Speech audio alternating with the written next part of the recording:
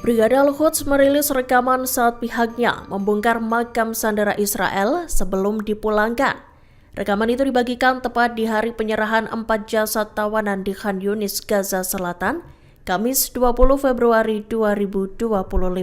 Dalam video itu, seorang pejuang Al-Quds terlihat memakai alat pelindung diri atau APD. Ia kemudian membuka sebuah surat yang berisi pengumuman bahwa pimpinan militer Brigade Al-Quds memerintahkan untuk mengeluarkan jenazah tawanan Zionis dari pusaranya.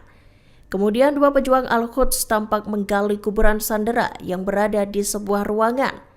Rupanya, Al-Quds membongkar makam sandera Israel Oded Lifshitz. Mereka kemudian memasukkannya ke dalam peti yang penuh tulisan-tulisan dan peta Palestina.